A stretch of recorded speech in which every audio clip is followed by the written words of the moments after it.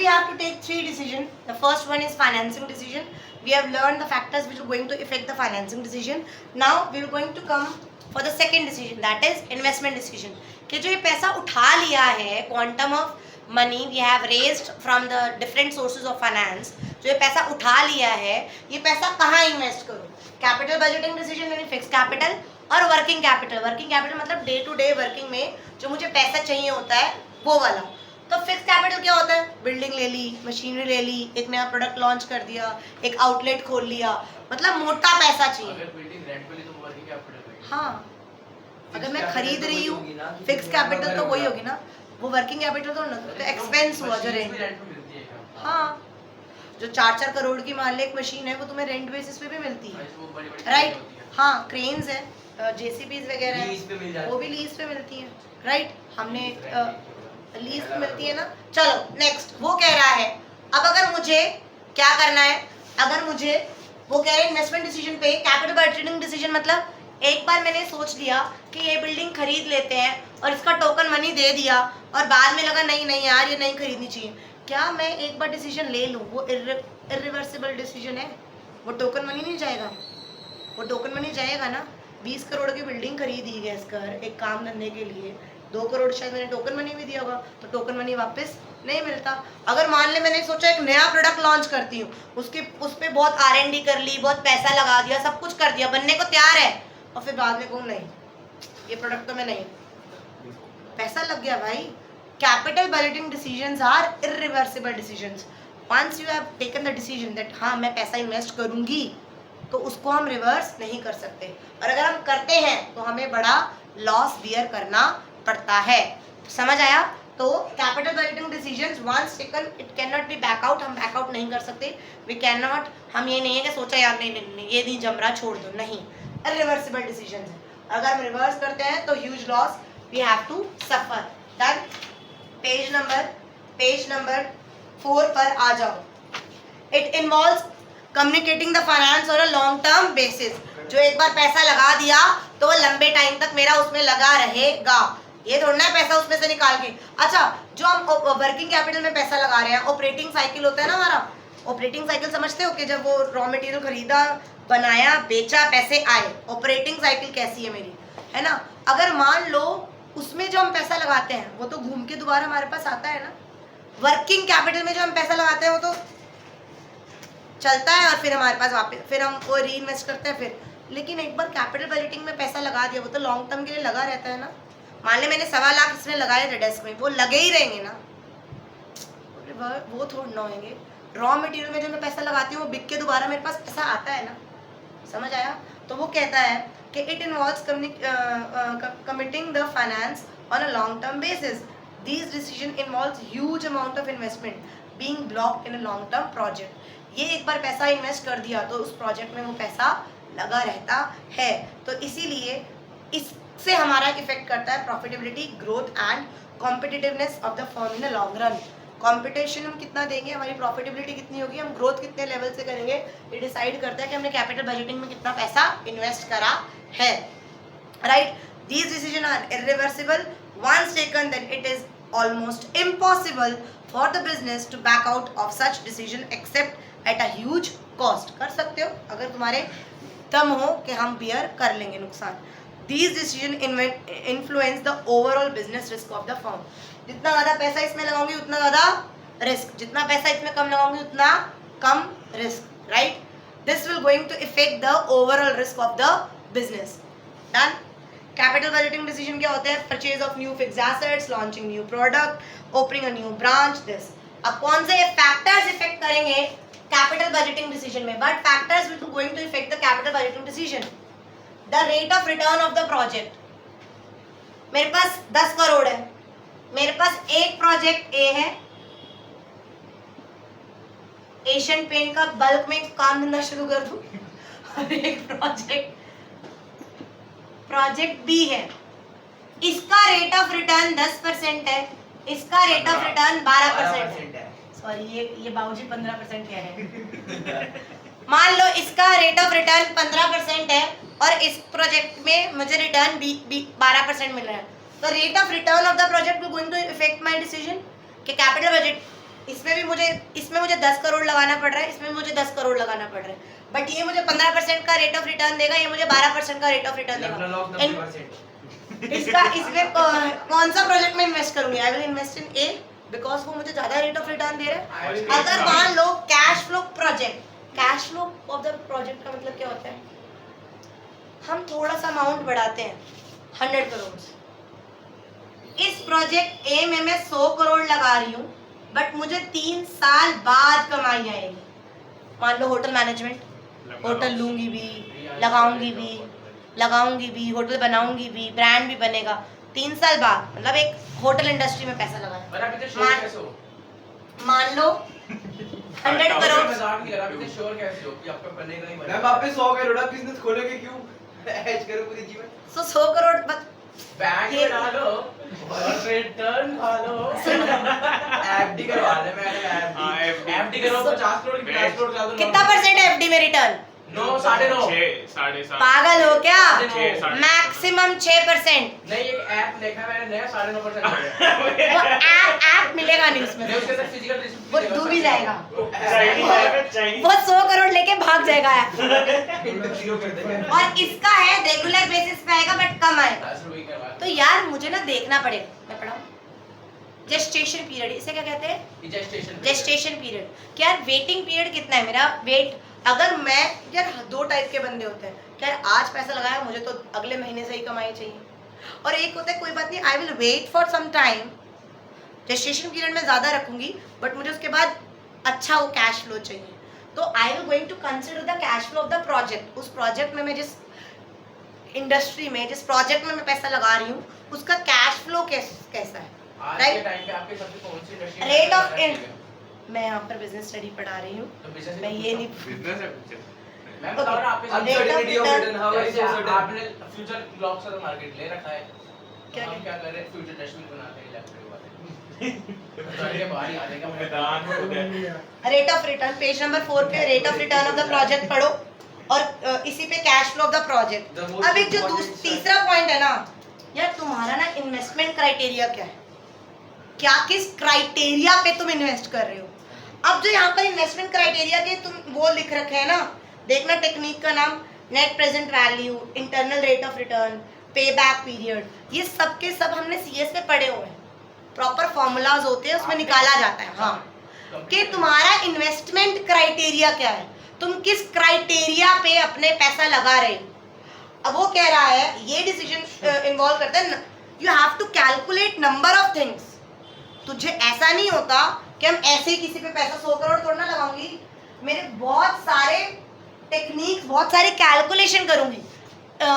यार आज मैं इतना पैसा लगाती हूँ तो इतने टाइम बाद इतना पैसा मिलेगा, तो इसकी रेशियो कितनी हुई, मेरा इंटरेस्ट कितना गया, मेरी अपॉर्चुनिटी कॉस्ट कितनी गई। I have to calculate number of things. तो इन्वेस्टमेंट क्राइटेरिया क्या है, उस पर तुम्हारा बेस्ड है capital budgeting decision. Capital budgeting decision समझ आया? Capital budgeting is a fixed capital में कितना पैसा लगाऊं। Next one is working capital. Working capital मतलब डे टू डे ऑपरेशन में जो तुम्हारा पैसा लग रहा है, वो कहता है एक अगर साउंड वर्किंग कैपिटल मैनेजमेंट चाहिए ना, मतलब करंट एसेट्स और current liability sound working capital management चाहिए, तो तुम्हें कैश मैनेजमेंट अच्छी होनी चाहिए, तुम्हारी स्टॉक मैनेजमेंट अच्छी होनी चाहिए, और रिसीवेबल। अभी किसी महान इंसान ने बोला था रिसीवेबल मैनेजमेंट मतलब डेटर्स बिल रिसीवेबल मैनेजमेंट, कि डेटर्स अगर तुम उधारी पर बेच रहे हो तो तुम्हारा डेटर है। ये अकाउंट्स में पढ़ेंगे हम, रेशियो टर्नओवर रेशियो निकालेंगे, रिसीवेबल टर्नओवर रेशियो। डन। तो वो कह रहा है कि हम जो पैसा लगा रहे हैं, यार कितने टाइम बाद मेरा पैसा घूमकर मेरे पास पैसा वापस आ रहा है। इन्वेंट्री मैनेजमेंट का मतलब होता है कि यार ऐसा ना हो जब मुझे नहीं चाहिए माल, जब मेरा काम मंदा है तो मैं इतनी इन्वेंट्री स्टॉक करके बैठी हूँ, तो वो लॉस ही है मेरा। और जब मेरा काम बहुत अच्छा है, मेरे पास इन्वेंट्री नहीं है, I have to manage my inventory. Working एक साउंड वर्किंग अगर साउंड वर्किंग कैपिटल मैनेजमेंट करनी है तो तुम्हारा कैश मैनेजमेंट अच्छा होना चाहिए, तुम्हारा इन्वेंट्री मैनेजमेंट अच्छा होना चाहिए, तुम्हारा रिसीवेबल मैनेजमेंट अच्छा होना चाहिए, क्योंकि जो वर्किंग कैपिटल है वो इफेक्ट करती है तुम्हारी liquidity as well as the profitability. Liquidity मतलब कैश इन हैंड, लिक्विड। बहुत ज़्यादा लिक्विडिटी भी नहीं रखनी चाहिए, बहुत कम भी नहीं रखनी चाहिए, वी शुड हैव एप्रोप्रिएट, और उसी से तुम्हारा प्रॉफिट इफेक्ट होएगा। वो जो हमें पढ़ाया था, क्या कहते हैं, रिवर्सिबल मैनेजमेंट। उसका मतलब ये है कि अगर आपने Receivable। कंपनी में 2 करोड़ लगाए हैं तो कितने टाइम बाद वो 2 करोड़ आपको मिल जाएंगे वापस। 2 करोड़ लगाए हैं इस कैपिटल बजटिंग।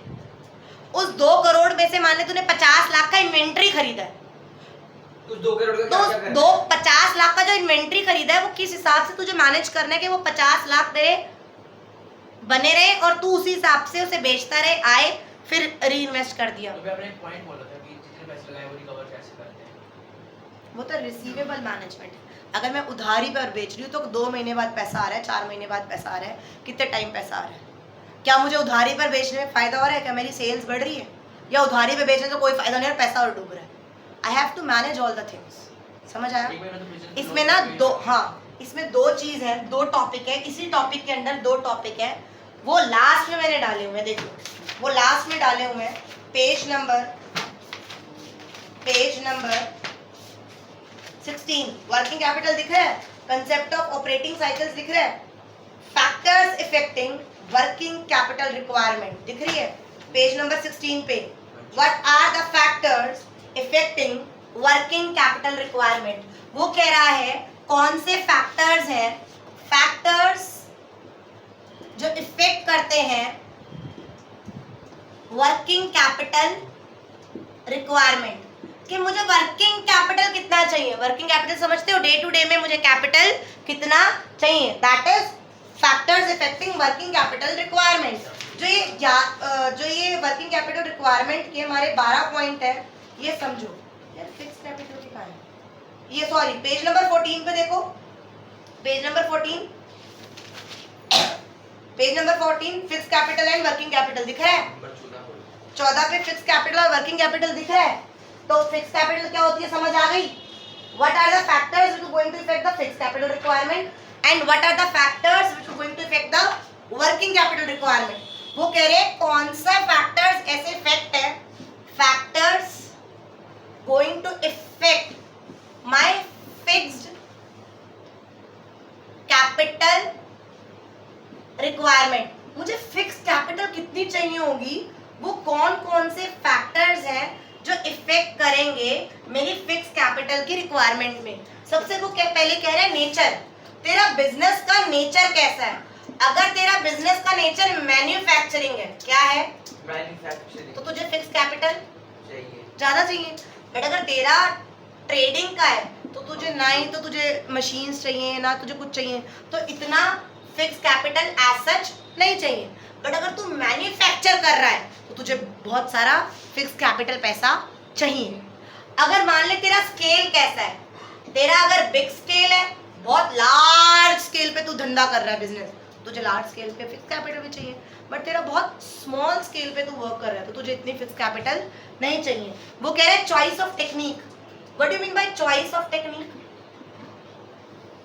मैम क्या कौन सी कि मशीन, लेबर, तेरा काम लेबर इंटेंसिव है मशीन या कैपिटल इंटेंसिव है। मान ले मैं मार्कर बना रही हूँ, मार्कर को कैप लगानी है वो भी मैं हाथ से लगवा रही हूँ, फिर डब्बे में 10-10 मार्कर डालने वो भी मैं लेबर से करवा रही हूँ, फिर लेबर उन 10 को बड़े पैकेजिंग में वो भी लेबर से करा रही हूँ। यही काम मैं लेबर से ना करा के मैंने मशीन लगा रही है, मशीन अपने आप थोड़ा मुश्किल 10 है मशीन से करवाना, है ना। एग्जाम्पल, मान ले मैं शर्ट पे ये काम मशीन से करवा रही हूँ और ये काम मैं हाथ से, कपड़ा ठीक है स्टिच करवा लिया, बट मैं वर्क हैंड एम्ब्रॉयडरी करवा रही हूँ। अगर मैं सारा काम लेबर से करा रही हूँ तो मुझे फिक्स कैपिटल इतनी नहीं चाहिए। बट अगर कैपिटल इंसेंटिव है तो मैं फिक्स कैपिटल ज्यादा चाहिए। सारा काम ही मशीन कर रही है भाई, सारा काम ही मशीन कर रही है, इसके लिए मुझे अलग मशीन खरीदनी पड़ेगी, फिक्स कैपिटल ज्यादा चाहिए। समझ आया? Next one is saying technology upgradation. Technology upgradation, यार मैं एक ऐसी इंडस्ट्री में काम कर रही हूँ, आई साल 2 साल 3 साल बाद अपग्रेड हो जाती है। फोन्स में काम कर रही हूँ, लैपटॉप्स में कार्य कर रही हूँ, हाई साल टेक्नोलॉजी अपग्रेड हो जाती है यार। अगर मेरा ऐसा बिजनेस है कि मेरा बहुत ज़्यादा टेक्नोलॉजी अपग्रेडेशन कर रहा है तो मुझे फिक्स कैपिटल ज़्यादा चाहिए। बट मैं एक ऐसी इंडस्ट्री में काम कर रही हूँ जहाँ पे बहुत ज़्यादा अपग्रेडेशन नहीं होती, कहीं 5-10 साल 15 साल में हो जाए। अगर वो कह रहा है अगर इन सर्टेन इंडस्ट्रीज एसेट्स जो है वो बहुत जल्दी ऑब्सोल्यूट हो जाते हैं, आउटडेटेड हो जाते हैं, राइट, तो उसके अंदर मुझे पैसा ज़्यादा चाहिए। बट अगर जहाँ पर फिक्स कैपिटल रिक्वायरमेंट यहाँ पर ज़्यादा चाहिए होगी ना, अगर टेक्नोलॉजी बहुत जल्दी अपग्रेड हो रही होगी, एसेट जल्दी ऑब्सोल्यूट हो रहे होंगे, right. Next one is level of collaboration. Level of collaboration, what do you mean level of collaboration? अच्छा, पहले ना येस बैंक का अगर एटीएम कार्ड है तो येस बैंक के एटीएम उसमें ही चलेगा, एसबीआई का तो एसबीआई में ही चलेगा। पहले लोगों ने कोलैबोरेशन नहीं कर रखी थी। आज हम किसी का भी कार्ड कहीं पे भी एटीएम में चल सकता है, ये तो पता होगा ना। मैं एचडीएफसी का कार्ड एसबीआई एटीएम में डाल के पैसे, उन्होंने क्या कर रखा है? कोलैबोरेशन। क्या कर रखा है? कोलैबोरेशन। क्या कर रखा है? मान ले मेरा भी काम है, इसका भी काम है, बट मेरा कुर्तियों का काम है, इसका टाइल्स का पेंट का काम है, कोई कंपटीशन है, मेरा भी शोरूम है, इसका भी शोरूम है, बट हम दोनों को ना ट्रक चाहिए यार। वो कहते हैं ऐसा करते हैं, हम कोलैबोरेट कर लेते हैं, लेट्स कोलैबोरेट। हम कोलैबोरेशन में ना 4 ट्रक खरीद लेते हैं। क्या खरीद लेते हैं? दोनों मिल बांट के यूज कर ले रहे हैं। लेकिन सब्यसाची कर रहा है उसके साथ एशियन के साथ, हाँ, तो अलग हो गया। वो अलग। सुन, अगर हम कोलैबोरेट करते हैं, तो हमें फिक्स कैपिटल कम चाहिए। और ये कह दे मैं तो नहीं कर रहा कोलैबोरेट, तो चारों के चारों मुझे खुद के पैसे से खरीदने पड़ेंगे। बट अगर मैं कोलैबोरेट कर लेता तो मुझे फिक्स कैपिटल कम चाहिए होती। नहीं समझ आया? मैं ये कह रहा हूँ, आप कह रहे हो सेम प्रोडक्ट के साथ हो सकती है, मैं कह रहा हूँ सब्यसाची का कपड़े बनाता है, पेंट तो ये बना रहा है एशियन, हाँ, तो ये अलग अलग कहाँ है? पुरानी दोनों कोलैबोरेशन का मतलब होता है, सुनो, कोलैबोरेशन का मतलब होता है कि हम एक दूसरे की फैसिलिटीज शेयर कर लेते हैं। हमें एक दूसरे की फैसिलिटीज शेयर कर लेते हैं। अगर हम दोनों ने अब एक दूसरे की फैसिलिटी शेयर कर ली ना कि ठीक है यार, दोनों आपस में ट्रक यूज कर लेंगे, कोई बात नहीं, तो क्या मुझे फिक्स कैपिटल कम नहीं चाहिए होगी? तूने भी यूज कर लिया, तूने 2 दिन यूज कर लिया, मैंने 2 दिन यूज कर लिया, कोई बात नहीं। तेरे पास अभी काम है, मेरे को नहीं चाहिए, तो यूज कर ले। 4 ट्रक खरीदे ना। अब मुझे ये भी नहीं पता एक ट्रक की कॉस्ट कितनी होती है। 1 करोड़, 4 करोड़, 50 लाख। मान ले 4 करोड़ के 4 ट्रक आए। अब तो हमने बांट के करा तो 2 करोड़ लगी, और अगर मुझे खुद को खरीदने पड़ते तो 4 करोड़ करनी है। अगर level of collaboration is there, तो मुझे फिक्स कैपिटल कम चाहिए। अगर कोलैबोरेशन नहीं है तो मुझे फिक्स कैपिटल ज्यादा चाहिए। समझ आया? Next one is growth prospect. Growth prospect मतलब भाई मैं ऐसे काम में हूँ कि बहुत ग्रोथ हो सकती है, मैं आगे 2 मशीन और लगा लूँ तो मेरा और बिजनेस फैल जाएगा। अगर मेरे बिजनेस में growth opportunity, growth prospect available है तो मुझे फिक्स कैपिटल ज़्यादा चाहिए। कोई ग्रोथ प्रोस्पेक्टस अवेलेबल, कोई कुछ भी लगा लूँ, कोई ग्रोथ प्रोस्पेक्टस अवेलेबल नहीं है तो मुझे फिक्स कैपिटल कम चाहिए। समझ आया? समझ आ रहा है? Next one is diversification. What do you mean by diversification? अगर मैं कह रही हूँ अभी मैं सिर्फ कुर्ती बना रही हूँ, मैं डाइवर्सिफाई करके आई कैन डाइवर्सिफाई करके मैं जीन्स भी बनाना शुरू कर सकती हूँ, मैं किड्स सेक्शन में भी। अगर तो डाइवर्सिफिकेशन मतलब इसी में और डाइवर्सिफाई हो सकती हूँ तो मुझे फिक्स कैपिटल, बट डाइवर्सिफाई नहीं कर रही तो मुझे फिक्स कैपिटल कम चाहिए। डाइवर्सिफिकेशन समझ रहे हो? तो भी सिर्फ एशियन पेंट, वर्जन पेंट्स के काम में है, और तो उसमें हार्डवेयर और मिला ले, गेस कर, तो तेरी डाइवर्सिफिकेशन पॉसिबल है ना? तुझे फिक्स कैपिटल ज़्यादा चाहिए। मेरे अगर तू नहीं डाइवर्सिफाई नहीं करना चाहता, तुझे स्ट्रक है कि नहीं यार मुझे डाइवर्सिफाई नहीं करना, मुझे इसी में करना है, मुझे और नहीं करना, तो मुझे फिक्स कैपिटल नहीं चाहिए। Next one is financing alternative. Financing alternatives, तुझे एक शोरूम चाहिए जो 5 करोड़ का है, ऑल्टरनेटिव ये है वो तेरे को रेंट पे भी देने के लिए रेडी है, तो तुझे फिक्स कैपिटल कम चाहिए। और जो बंदा ये कह रहा है मैं दूंगा तो बेचूंगा ही, मैं रेंट पे नहीं चढ़ाऊंगा, मैं तो बेचने के लिए ही हूँ। अगर तेरे पास कोई फाइनेंसिंग ऑल्टरनेटिव अवेलेबल नहीं है तो तू फिक्स कैपिटल तेरे को ज्यादा चाहिए। समझ आया? चलो इसमें लोन मिल गया तेरे पास। अगर किसी भी तरीके का फाइनेंसिंग ऑल्टरनेटिव अवेलेबल है तेरे पास कि रेंट पे मिल सकता है, लोन पे मिल सकता है, हम 2 जने मिलके कोई फाइनेंसिंग ऑल्टरनेटिव अवेलेबल है तो तुझे फिक्स कैपिटल कम चाहिए। बेटा अगर कोई फाइनेंसिंग ऑल्टरनेटिव अवेलेबल है ही नहीं तो तेरे पास कोई ऑप्शन ही नहीं है, तो सारा पैसा इन्वेस्ट करना पड़ेगा। समझ आया? These are the factors which are going to affect my decision about the fixed capital requirement. कि मुझे फिक्स कैपिटल कितनी किस हिसाब से चाहिए, कितनी बड़ी चाहिए, कितनी कम चाहिए, राइट। वो कहता है अब वर्किंग कैपिटल रिक्वायरमेंट मतलब जो डे टू डे में पैसा चाहिए, इसमें भी वही यही कहता है नेचर। निकालो page number 16, last topic of the class. वो कहता है नेचर ऑफ बिजनेस। या एक बात बताओ, trading business needs less amount of working capital क्योंकि कोई processing of raw material into finished goods नहीं होता। यहाँ पर भी नेचर में भी अगर मेरे पास ट्रेडिंग है तो मुझे वर्किंग कैपिटल कम चाहिए, बट अगर मेरे पास मैन्युफैक्चरिंग है तो मुझे वर्किंग कैपिटल ज्यादा चाहिए। क्यों? क्वेश्चन इज क्यों, व्हाई? ट्रेडिंग में क्या है, ट्रेडिंग में बस हमारे working capital hand to hand लिया। मैन्युफैक्चरिंग में तो मैं रॉ मटेरियल लूंगी, वर्किंग कैपिटल डालूंगी, फिर वो वर्क इन प्रोग्रेस होएगा, फिर उसमें फिनिश गुड्स होएगा। जब तक वो फिनिश गुड्स में मुझे और रॉ मटेरियल नहीं, कच्चा माल खरीदना पड़ेगा, मुझे प्रोसेसिंग के लिए ज़्यादा पैसा चाहिए ना।